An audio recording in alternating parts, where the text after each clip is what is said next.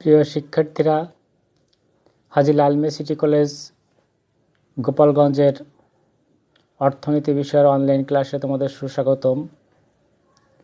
আজ আমি আলোচনা করব ম্যাক্রো ইকোনমিক্স নিয়ে। হিসাব বিজ্ঞান ও ব্যবস্থাপনা বিভাগ দ্বিতীয় বর্ষের ছাত্রছাত্রীদের জন্য।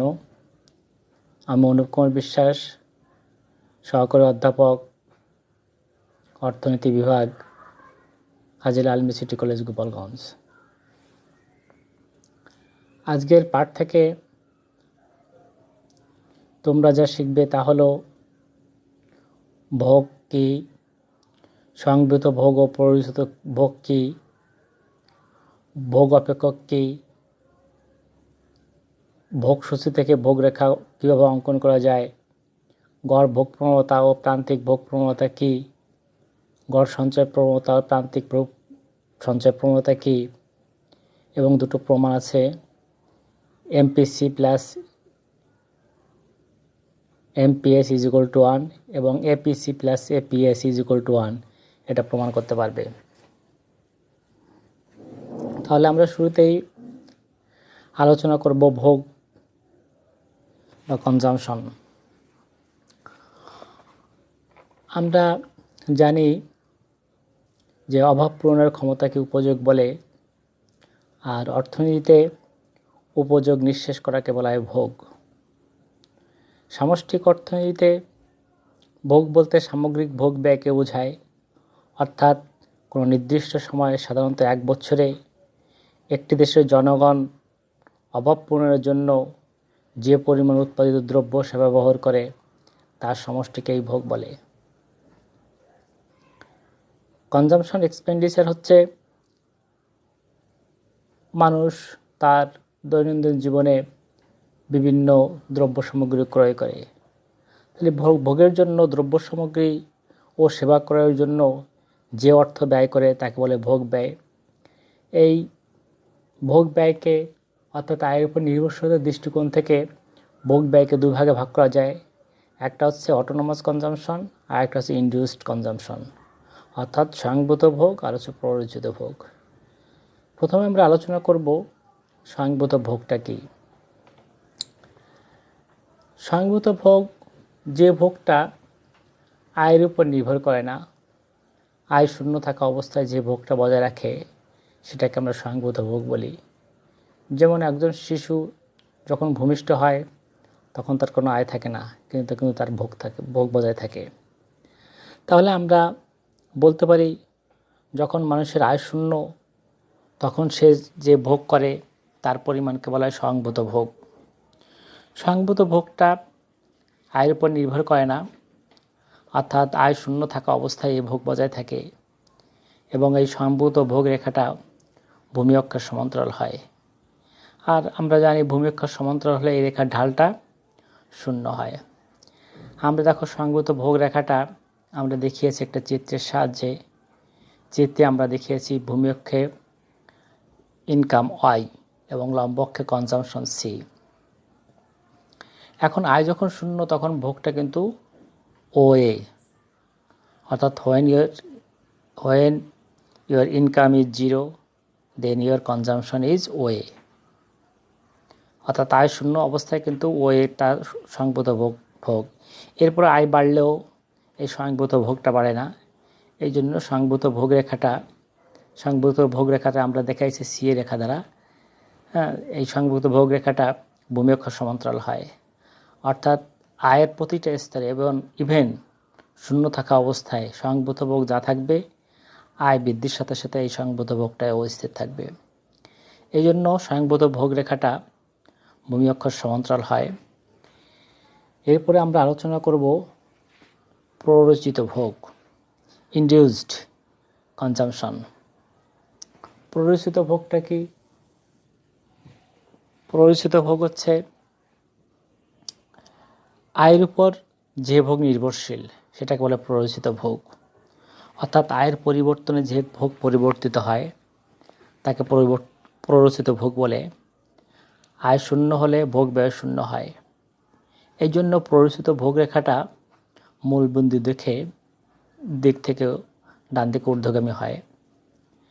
এখানে দেখো আমরা চিত্রে দেখিয়েছি, প্রয়োজিত ভোগরেখা দেখিয়েছি, চিত্রে ভূমি অক্ষে আয় এবং লম্ব অক্ষে ভোগ দেখিয়েছি। এখানে মূল বিন্দু থেকে আমরা 45 ডিগ্রি একটা রেখা অঙ্কন করেছি। 45 রেখাকে আমরা শূন্য সঞ্চয় রেখা বলতে পারি, অর্থাৎ এই রেখার প্রত্যেকটা বিন্দুতে ভোগ এবং আয় সমান, অর্থাৎ এখানে যতটুকুন আয় করে ততটুকুনি ভোগ করে, অর্থাৎ এই রেখাটাকে বলা হয় শূন্য সঞ্চয় রেখা। এখন প্রস্তুত ভোগ রেখাটা 45 ডিগ্রির নিচে দিয়ে যাবে কেন, অঙ্কন করেছি কেন? অ্যাকচুয়ালি কেইন্সের ফান্ডামেন্টাল সাইকোলজি ল অফ কনজাম্পশনে বলা হয় মানুষের আয় বাড়লে ভোগ বাড়বে, তবে আয় যে হারে বাড়ে ভোগ সে হারে বাড়ে না। সেক্ষেত্রে আয় বাড়লে ভোগও বাড়বে, সঞ্চয়ও বাড়বে। এখন যেহেতু একজন মানুষের আয় যতটুকুন বাড়ে সবটুকুন সে ভোগের জন্য ব্যয় করে না, সবটুকুন যদি ভোগের জন্য ব্যয় করতো, আয় এবং ভোগ যদি সমান হতো, তাহলে রেখাটা 45 রেখার উপর দিয়ে তার ভোগ রেখাটা, প্রয়োজিত ভোগ রেখাটা যেত। যেহেতু মানুষের আয় বাড়লে ভোগও বাড়ে, সঞ্চয় বাড়ে, কিন্তু আয় যতটুকুন বাড়ে ভোগ ততটুকুন বাড়ে না, এই জন্য প্রয়োজিত ভোগ রেখাতে 45 রেখার নিচ দিয়ে যায়। এখানে দেখো আমরা সি ইকুয়াল টু বি হয়, বিটা হচ্ছে মার্জিনাল প্রপেন্সিভিটি টু কনজিউম, প্রান্তিক ভোগ প্রবণতা। এই বি এর মান এখানে অবশ্যই একের থেকে কম, কারণ একের সময় বি এর মান সর্বোচ্চ 1 হতে পারে, তবে বি এর মান 0 থেকে বেশি হবে, কারণ আয় বাড়লে তার ভোগ বাড়বে। আর বি এর মান যদি 1 হয় তাহলে তার আয়ও যা হচ্ছে ভোগও তাই হচ্ছে। আর বি এর মান 1 হলে দেখো সি ইকুয়াল টু আয় হচ্ছে, অর্থাৎ আয় এবং ভোগ সমান হয়ে যায়। যেহেতু মানুষের আয় যে হারে বাড়ে ভোগ সম্পূর্ণ আয়ের সম্পূর্ণ অংশ ভোগের জন্য ব্যয় করে না, এই জন্য বি এর মান 1 থেকে কম হবে। এই জন্য 1 থেকে কম হলে তোমার 45 রেখার নিচ দিয়েই রেখাটা যাবে। আর 45 রেখার উপর দিয়ে যদি যায় তাহলে ঋণাত্মক সঞ্চয়, অর্থাৎ সে আয় যা করছে তার থেকে ভোগ বেশি হয়ে যায়। বাস্তব ক্ষেত্রে এটা সাধারণত হয় না স্বাভাবিক অবস্থায়। এরপরে আমরা আলোচনা করব ভোগ অপেক্ষক, কনজামশন ফাংশন। কনজামশন ফাংশনটা হচ্ছে আয়ের উপর ভোগের নির্ভরশীলতা সম্পর্ককে আমরা কনজামশন ফাংশন বলি বা ভোগ অপেক্ষক বলি। আমরা পূর্বে আলোচনা করলাম যে কেইন্সের ফান্ডামেন্টাল সাইকোলজিক্যাল ল অফ কনজামশনে বলা হয় মানুষের আয় বাড়লে ভোগ বাড়ে, আবার আয় কমলে ভোগও কমে। তবে আয় যে হারে বাড়ে ভোগ সে হারে বাড়ে না, বরং তার চেয়ে কম হারে বাড়ে। তবে আয় বাড়লে ভোগও বাড়বে, সঞ্চয় বাড়বে। এখানে দেখো আমরা একটা ভোগ অপেক্ষক দেখিয়েছি, C equal to function of Y, অর্থাৎ আয়ের উপর ভোগটা নির্ভর করে। এখানে সিটা হচ্ছে কনজামশন ভোগ, এফটা হচ্ছে ফাংশন বা নির্ভরশীলতার প্রতীক, ওয়াইটা হচ্ছে ইনকাম। এখানে ইনকাম বলতে আমরা ডিসপোজেবল ইনকামকে বুঝিয়ে থাকি, অর্থাৎ ব্যক্তি তার আয়ের যে অংশ ভোগের জন্য ব্যয় করে সেটা করে ডিসপোজেবল ইনকাম বা ব্যয়যোগ্য আয়। ব্যয়যোগ্য আয় হচ্ছে মানুষের আয় থেকে কর বা অন্যান্য বিভিন্ন ব্যয় বাদ দেওয়ার পরে যেটা অবশিষ্ট থাকে সেটাকে বলে ব্যয়যোগ্য আয়। অ্যাকচুয়ালি এই ব্যয়যোগ্য আয়ের উপরই ভোগটা নির্ভর করে। তাহলে আমরা লিখেছি consumption function C equal to function of b Y. এখন আমরা বিওয়াইটাকে এগুলি সমীকরণটাকে ভোগ অপেক্ষক আমরা লিখতে পারি B equal to C equal to b Y. এখন বি এর মান আমরা 0.5 দিলাম। 0.5 দেওয়ার অর্থ হচ্ছে কি একজন মানুষ যতটুকু আয় করে তার অর্ধেকটা সে ভোগ করে। 0.5 মানে বি এর মান আমি পূর্বেই বলেছি সর্বোচ্চ বি এর মান 1 হতে পারে সর্বোচ্চ মান, তাহলে 1-এর অর্ধেক হচ্ছে 0.5 বা হাফ। তাহলে একজন ব্যক্তি যতটুকুন আয় করে তার অর্ধেকটা সে ভোগের জন্য ব্যয় করে। এই জন্য আমরা সেই সমীকরণটা এখানে আমরা ধরেছি একটা সমীকরণ সি ইকুয়াল টু 0.5 ওয়াই বা হাফ ওয়াই। এখন আমরা এই ভোগ অপেক্ষক থেকে আমরা একটা ভোগ রেখা অঙ্কন করব। এখন দেখো এখানে ওয়াইয়ের বিভিন্ন মানের প্রেক্ষিতে আমরা সি এর মান নির্ণয় করেছি, অর্থাৎ আয় যখন 0 তখন এই সমীকরণে আমরা দেখি C equal to half Y ছিল। আই যখন শূন্য হয় তাহলে ওয়াই মান যদি শূন্য দিক, হাফ গুণ শূন্য সমান শূন্য, তাহলে ওয়াই যখন শূন্য হয় তাহলে সিও শূন্য। ওয়াই যখন 100 তখন আমরা কিন্তু উপরের যে সমীকরণটা সেই সমীকরণ থেকে আমরা ভোগসূচি তৈরি করছি। এখন ওয়াইয়ের মান যখন 100 তখন 100 ভাগ হাফ 2, দ্যাট ইজ কী হয় 50। তার কারণ সূচিতে যখন দেখেছি ওয়াই যখন 100 তখন ভোগ হচ্ছে 50। এখন ওয়াইয়ের মান যদি আমরা 200 ধরি তাহলে 200 ভাগ হাফ সমান সমান 100, তাহলে আই যখন 200 তখন ভোগ হচ্ছে 100। এখন এই সূচি থেকে আমরা একটা ভোগরেখা অঙ্কন করব। আমরা চিত্রে ভূমি অক্ষে ওয়াই অর্থাৎ আই এবং লম্ব অক্ষে ভোগ দেখিয়েছি। আমরা 45 রেখা মূলবিন্দু থেকে আঁকছি। এরপরে দেখো আই যখন শূন্য তখন ভোগও শূন্য, অর্থাৎ এই রেখা মূল বিন্দু দিয়ে গেল প্রথম বিন্দুটা। এরপরে আই যখন 100, ভূমি অক্ষে দেখো 100 দিছি, লম্ব অক্ষে ভোগ, লম্ব অক্ষে 50, এর সমন্বয়সূচক বিন্দু এ। এরপরে আই যখন 200, ভূমি অক্ষ বরাবর এবং লম্ব অক্ষ বরাবর ভোগ কত 100, এর সমন্বয়সূচক বিন্দু বি। এখন ও, এ এবং বি রেখা যোগ করে আমরা যে রেখাটা পাবো C equal to B Y রেখা, অর্থাৎ ভোগ রেখা আমরা কিন্তু অঙ্কন করলাম। অর্থাৎ এ বি বি ড্যাশ যোগ করে আমরা ভোগ রেখা অঙ্কন করলাম ওসি রেখা। এখন এই ওসি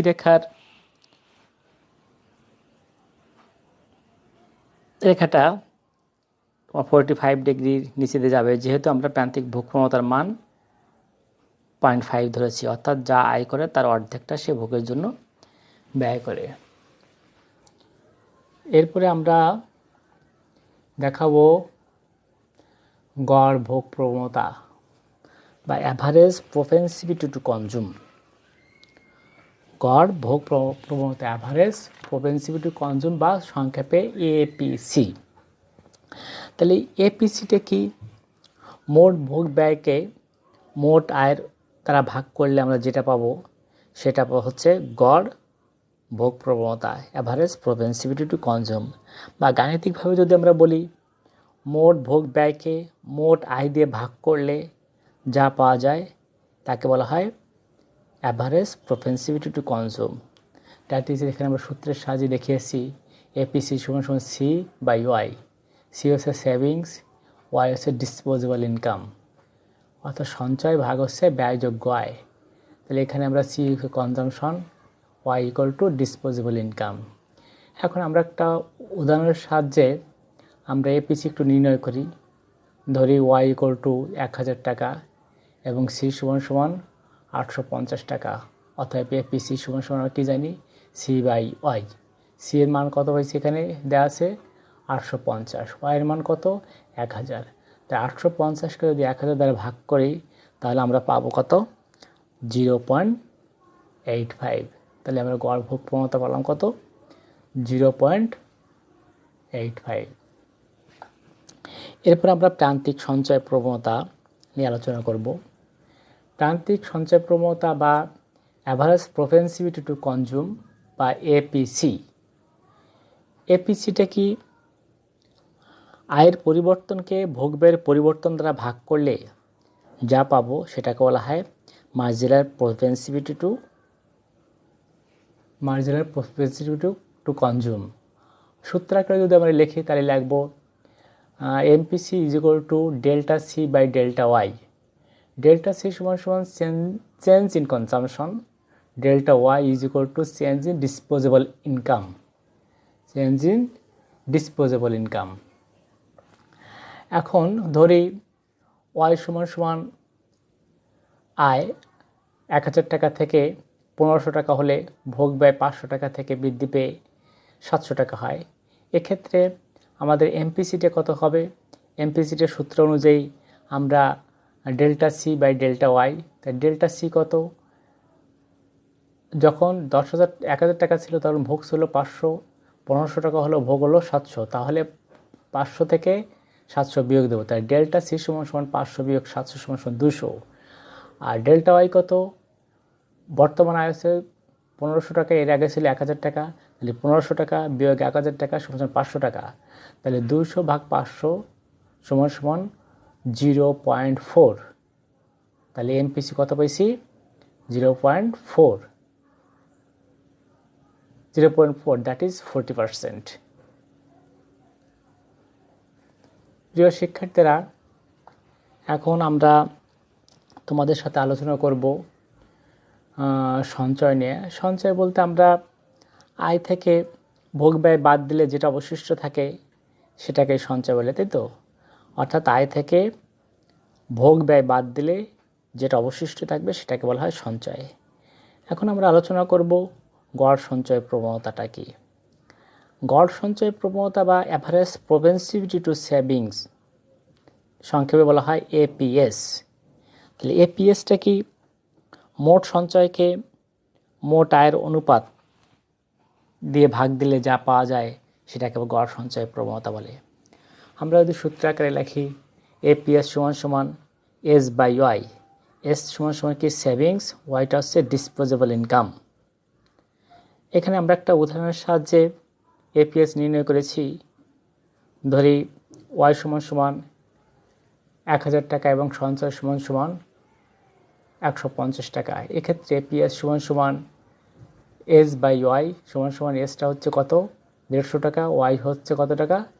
1000 টাকা, সমান সমান 0.15। অর্থাৎ গড় সঞ্চয় প্রবণতা হচ্ছে কত? 0.15।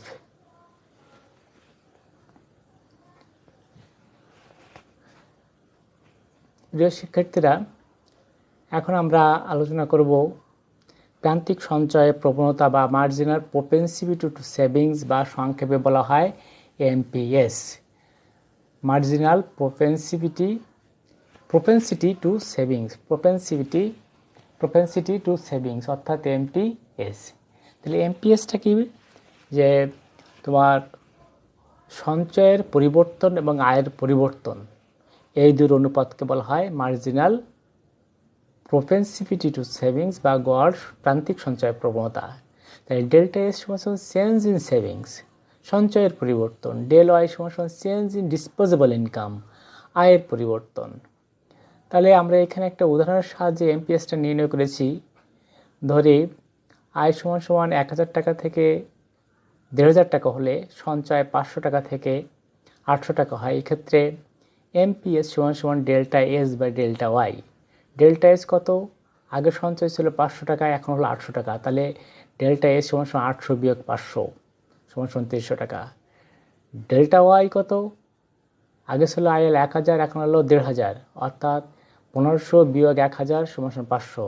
তাহলে 300 ভাগ 500 সমান সমান 0.6, দ্যাট ইজ 60% তোমার মার্জিনাল প্রপেনসিভিটি টু সেভিংস পেলাম।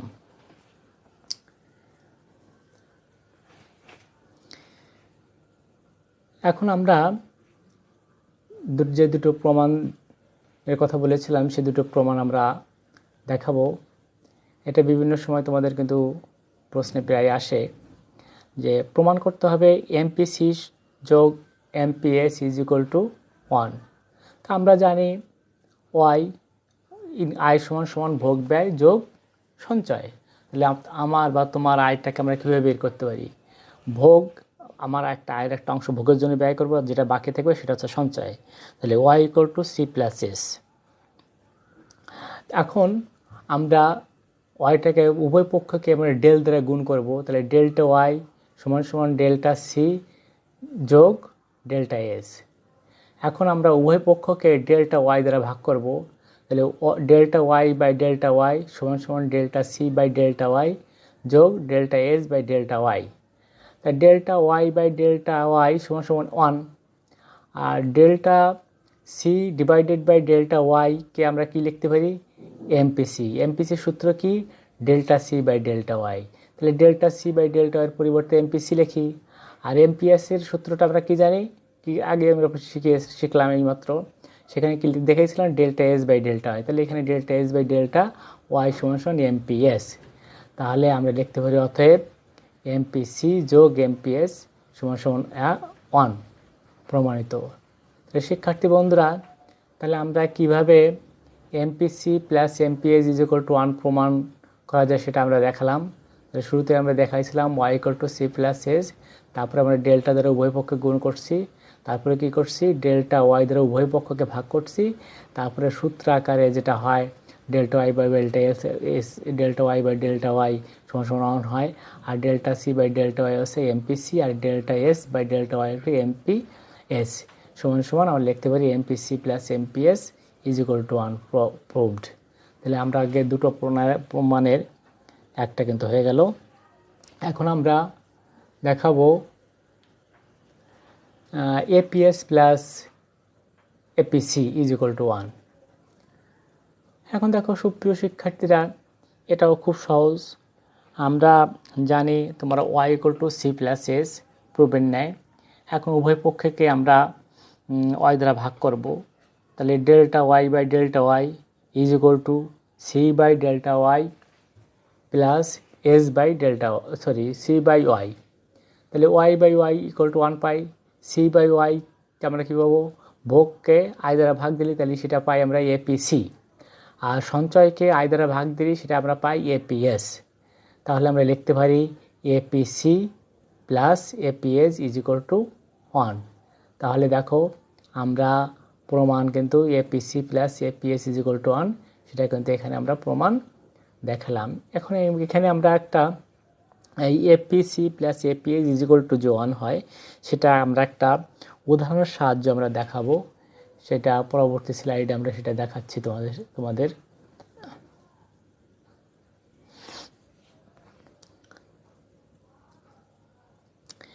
প্রিয় শিক্ষার্থীরা, দেখো আমরা এবার প্রমাণ দেখাবো APC plus APS is equal to 1।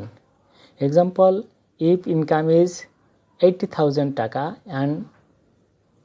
and 75,000 টাকা is consumed and 5,000 is saved, then এপিসিটা কি? এপিসিটা হচ্ছে তোমার ভোগকে আই দ্বারা ভাগ দেবো সি বাই ওয়াই। এখানে সি কত, তোমার 80,000 টাকা থেকে তুমি ইনকাম থেকে তুমি ভোগ করছো 75,000 টাকা, তাহলে 75,000 টাকা ভাগ 80,000 টাকা, তাহলে হচ্ছে 0.937। আর এপিএস কত হচ্ছে, এপিএস হচ্ছে মোট সঞ্চয়কে মোট আয় দ্বারা ভাগ। কারণ সঞ্চয় কত পেয়েছিলাম 5,000 টাকা, আয় কত হয়েছিল 80,000 টাকা, তাহলে 5,000 ভাগ 80,000 সমান সমান 0.0625। তাহলে আমরা যদি এপিসি যোগ এপিএস সমান সমান, এপিসি পেয়েছিলাম কত 0.9375 যোগ এপিএস, এপিএস কত পেয়েছিলাম 0.0625 ইজ ইকুয়াল টু 1, অর্থাৎ 0.9375 যোগ 0.0625 যোগ দিলেও এক হয়। তাহলে আমরা দেখো এখান থেকে আমরা কিন্তু এপিসি এবং এমপিএস সমান সমান 1 আমরা এখানে একটা উদাহরণের সাহায্যে সেটাও কিন্তু আমরা প্রমাণ দেখালাম।